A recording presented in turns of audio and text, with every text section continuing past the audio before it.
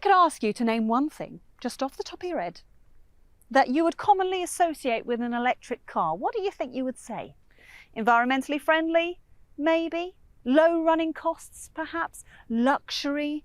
Refinement? Well, how about all of those things, plus a 300-odd mile range to top it all off?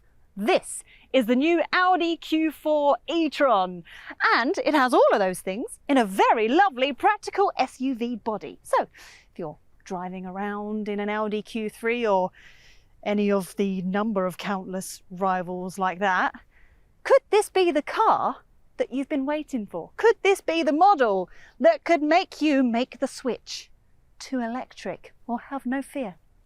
Nicola is here, and I'm going to tell you everything that you need to know about the Audi Q4 e-tron. But before that, make sure you subscribe to the Carbuyer YouTube channel, and you see that little bell icon? Tap that, and then you get notifications every time a new video goes live.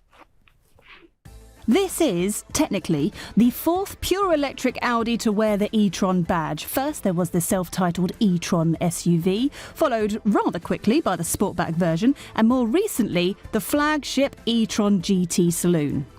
Based on the Volkswagen Group's MEB platform, the Q4 we have here is mechanically very similar to the Volkswagen ID.3 and ID.4, as well as the Skoda Enyaq IV and the forthcoming Cupra Born.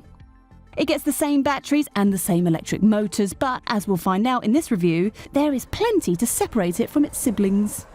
So do you like how the car looks from the outside? Because I'm not going to tell you how to think, but it all feels really nicely proportioned in the metal. It feels more cohesive than an ID.4, and it feels less dumpy than an Enyaq. But in here, this is where the Audi's personality really shines. I mean, you're instantly drawn to this optional squared off steering wheel that looks and feels really nice. Also, don't know if you noticed, but it matches the nose of the car. I also love this central screen, which is integrated into the dash rather than plonked on the top. It just makes it so much easier to use. And the quality is just really nice. It is an easy match for the Mercedes EQA. And while basic sport models only come with fabric seats, I don't mind. I know leather seats will look a little bit more plush, but this all feels very nice and soft and very cushy on my bum. Storage is very good. Now this is because the electric specific platform frees up so much space. So you'll just find like holes and cubbies and bits everywhere. Lots of places for your kids to lose toys and food and all of the things. You have been warned. But my personal favourite thing, unlike Volkswagen and Skodas, you don't have to go anywhere near that screen to change the temperature. One button. Cooler. Warmer, Arfangel. That is the future, I'm telling you. This, believe it or not, is the entry-level model. Okay, it's got a few options like bigger wheels, matrix LED lights, and a few packs that bundle up various accessories, but even without those items, it offers you most of the kit you realistically need. You get the big screen with sat-nav plus Apple and Android connectivity, the digital dials, heated seats, and 3-zone climate control. The usual S-Line and Vorsprung trims are also available alongside a limited run Edition 1 model. These add extra luxury and tech, but are quite expensive, while those after a bit more style can opt for the sleeker Sportback version for around 1,500 quid more. Full specs are available on carbuyer.co.uk. Just search for the Audi Q4 e-tron via the drop-down menus on our homepage. Now, we spoke earlier about luxury and refinement, and that is the first thing that hits you the moment that you set off. It is really nice and quiet when you're around town. And the best thing is, that doesn't change the faster you go. Remember, this is a £40,000-ish family SUV. This isn't a 75 grand rival to a Jaguar I-Pace or a Mercedes EQC. And it drives really nicely as well. Now we have the optional 20-inch wheels, but the adaptive suspension means that it softens the lumps and bumps in the roads really nicely. If you're driving around and you're umming and ahhing as to whether you want to go for that option, we would recommend test driving the Q4's standard setup, just to double check that you're happy. Regardless, the fact that the majority of the Q4's weight is quite low down because the battery is located in the floor, it means that the centre of gravity is exactly where you want it to be, which makes it that little bit more fun.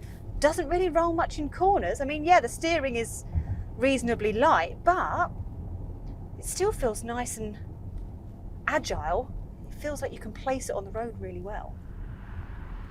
Performance, as with most VW Group cars, is satisfactory rather than spellbinding. I mean, this 40 badge model sits right in the middle of the range in terms of price and performance. It's got a single motor and 201 brake horsepower. Now, there is a 35 badge version, which is slightly less powerful, and a 50 badge version, which is slightly more powerful, and that one has four-wheel drive.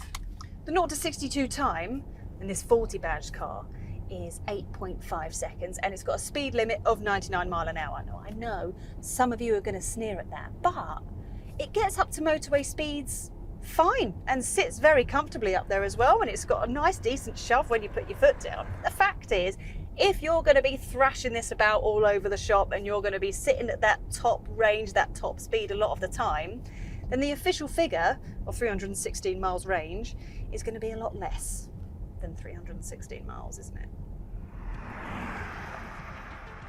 Since taking delivery, we've seen around 3.5 miles per kilowatt hour out of this Audi Q4 e-tron. That equates to a real-world range of around 270 miles. More than enough for most family buyers. Beware, however, that the entry-level Q4 35 gets a smaller 52 kilowatt-hour battery with closer to 200 miles of range from a single charge. Charging itself couldn't be easier. Unlike the basic version of the VW or Skoda, every e-tron comes with at least 100 kilowatt rapid charging, with the Q4 40 and Q4 50 models getting even quicker 125 kilowatt capability. So quick top-ups on the go are perfectly feasible. Think 80 miles of range in just 10 minutes. Topping up at home via a 7 kilowatt wall box takes 7.5 hours for the smaller battery Q4 35, or 11.5 hours on the bigger battery 77 kilowatt hour 40 and 50 models. I've said it before, and I'm going to blooming well repeat myself. If you set out to build an electric car right from the start, rather than turning a petrol or a diesel car into an electric like they did with the Mercedes EQA, then you get to avoid a lot of the packaging constraints, like a bulky transmission tunnel right down the middle, because look at the results. There is so much space back here. I'm 5'6". I've got loads of legroom. I've got loads of headroom, and it's a flat floor, so I can quite happily sit in the middle seat.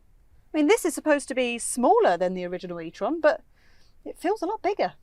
That means there is loads of room for child seats, while those in the back will benefit from their own climate controls, plus USB slots for charging phones and iPads. The door bins will take bottles, and there are nets in the back of the seats. And the practicality advantages continue here in the boot. We've got 520 litres of space, which isn't as big as the Skoda Enyaq, but this is still a very usable space. We've got the charging cables underneath the boot floor, a couple of cubbies either side, and if you fold down the rear seats, you've got 1,490 litres of space, which again isn't as big as the Skoda, but it's a perfect size for a family. So, shall we have some deal makers and deal breakers for the Audi Q4 e-tron? Yes is the answer. The Audi feels special alongside its VW and Skoda siblings, going some way to justify its higher price. It's not as spacious as the Skoda, but the Audi's clever packaging makes it a practical SUV. The bigger battery models tick all the right boxes when it comes to long range and fast charging. The Sport model is pretty good value, but stray towards the S-Line or Vorsprung cars and you'll pay rather too handsomely for the pleasure. Do you know what? Having driven the original e-tron, which was a car that was based on the diesel version of the Q5, my expectations for this weren't exactly high, but building it on a bespoke electric platform has made this a very accomplished car overall. You've got more range, better interior packaging, and just as much luxury. I mean, it seems a little bit silly if you're going to spend any more on an electric family SUV than this. If you like this video, then why not watch our review of the Mercedes EQA or our electric cars playlist. Thanks for watching.